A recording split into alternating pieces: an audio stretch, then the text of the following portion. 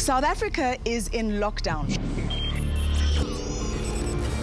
The National Command Council's strategy to try and flatten the curve of COVID-19 infection.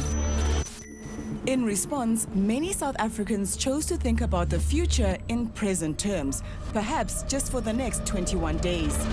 Those who could afford it went shopping in droves, stockpiling and cleaning out the shelves while social distancing became immaterial.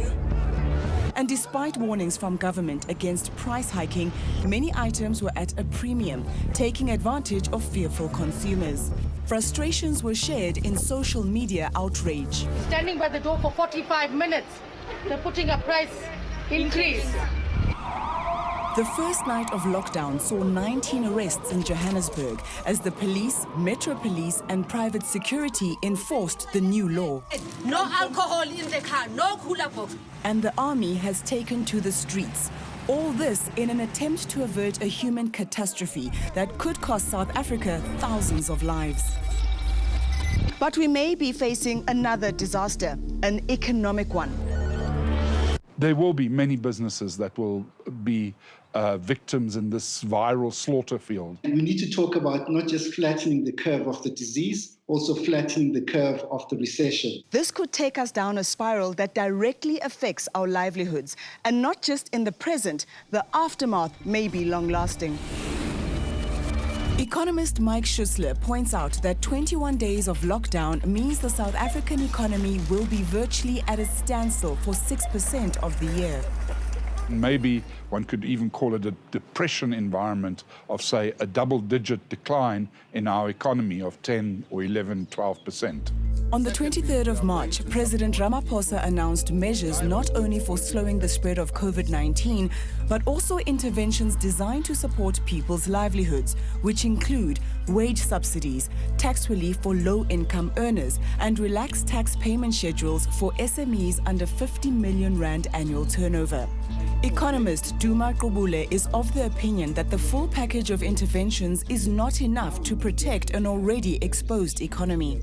Do the maths. We're going to take 2/3 of our GDP offline for 1 quarter, and it will never get up to speed. So that's 600 to 800 billion rands out of the economy, and you're giving us a 2 billion rand fund. We're going to have a decline that is 3 to 4 times more than what happened after the global financial crisis. We could see 2 million jobs lost. For workers who qualify, 30 billion rands has been made available through the Unemployment Insurance Fund. When you get unemployment insurance, it's never enough. It's only a portion of your salary and a very small ceiling to it. All the other initiatives from governments, they're way too small. 200 million rands in a tourism fund and also 3 billion rands from the IDC. So all of that doesn't add up to anything that's going to stabilize our economy. Tourism and the hospitality industries were already hard hit, and for smaller operators like 𝗀𝗁𝗃𝗀𝗆, who manages a boutique hotel in Cape Town, reserves are minimal. Well, on Monday we received our last cancellation, so we have 0 bookings going forward. We've got a rainy day fund that we can keep going for about a month, but after that, hopefully this is either over or we have to close doors. Hotels are just one sector of the economy suddenly left with no customers. Passenger travel by air, by train, restaurants, petrol stations. We're seeing a whole host of places really struggling with this. And obviously the uncertainty that this creates means that people are less likely to buy durable goods such as houses, cars, furniture in this environment. Even before lockdown, the eventing and exhibition sector took strain. 𝗀𝗫𝗄𝗃 𝗀𝗃 is the chairperson of the Association of African Exhibition Organizers, whose responsibility it is to ensure that the industry thrives and grows. We did a survey just at the beginning of the week, and we looked at the economic impact on just about 160 respondents that applied, and that's close to about a 1 billion rand revenue loss already. What exhibitions or shows or expos have been cancelled? The big ones that are coming up would be World Travel Market, which was supposed to be in Cape Town next month, and then we have Tourism Indaba, which is supposed to be in Durban in May, and those attract international exhibitors, international visitors. If you look at the number of companies that are impacted by that. It's those businesses that are looking for a platform to grow their businesses in the different industry sectors. Those businesses obviously affect the economy as a whole as well. So the ripple effect is enormous. Parkhurst in Johannesburg is renowned as a social hub for restaurant, pub and coffee shop goers. But on the eve of lockdown, it feels like a dead zone as businesses prepare to shut down. Restaurateur James Dyack is closing his doors. He owns 4 eateries around Johannesburg. Just because our doors are shut, it doesn't mean that our costs have stopped. We're a cash flow business. We operate every day and we still have staff to pay and suppliers to pay and in some cases full rent. And what have you communicated to your staff members? Lots of anxiety going around. We run a full payroll for this month. And then once we're back up and running, we'll do our best to work with them. And we're all uncertain. We don't know where this ends. Wendy Alberts, CEO of the Restaurant Association of South Africa, has already been coordinating efforts to support the restaurant industry across the country. Engagements that I'm going to have in the very next few days and weeks are going to be very real conversations that we need to have with government and the landlords to put a financial plan, re-looking the entire financial ability of a lease agreement. Every restaurant will pay a percentage of turnover to the landlord. It means that the landlord is also playing a responsibility in driving feet through the doors, in rebuilding their centres, in rebuilding those businesses. Although the banks are coming to the party with payment holidays for small businesses and student loans, there are more pressing issues for the man in the street, like rents, home loans and car repayments. I do not think we're going to see mass repossessions of people's cars and houses and so on. Payment holidays for individual consumers have not yet been implemented, but some banks are encouraging customers to engage on a case-by-case basis. 𝗀𝗵𝗶𝘀 owns one taxi, and already he's not sure where his next paycheck is coming from. Okay, if I send taxi, tata 3 load. No more 3 load.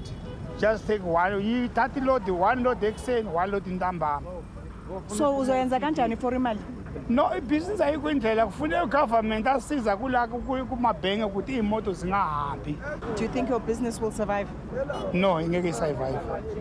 𝗶𝗵𝗶 𝗵𝗏𝗀, chairperson of the Northern Taxi Liaison Committee, is worried. We don't have any plan. We will see if the government can assist us or talk to the banks people, maybe if they can give us a little bit money just to cover the cost of the months. As global markets collapse under the strain of COVID-19, South Africa is not exempt from the fallout. Already in a recession and with foreign investment curtailed, now that Moody's has cut South Africa's credit rating to junk, economic recovery could be even tougher. All the problems we have in society, they've just been fast-forwarded in terms of the D-Day for us as a country. Yeah. So Eskom is going to have serious troubles over the next 6 months in terms of their financing. On the plus side, with a slump in demand for electricity during lockdown, Eskom expects no load shedding, and they are able to do short-term maintenance and repairs to improve generation capacity. But other SOEs may fall by the wayside. There's no way that SAA or SA Express can survive under these circumstances. And on Friday, SA Express business rescue practitioners filed for liquidation. There might not even be a PRASA after this. So it's going to be a very sort of big social experiment that we've never seen before. We have to think innovatively. So let's just say we're going to do an 800 billion stimulus. According to 𝗀𝗵𝗶𝘀, the stimulus could come from various sources, like foreign exchange reserves of about 800 billion rands, interest rate cuts and surpluses in the Public Investment Corporation, as well as the UIF. Let's look at the whole balance sheet of South Africa and not just focus on the liabilities. There's also the assets that we have as a country.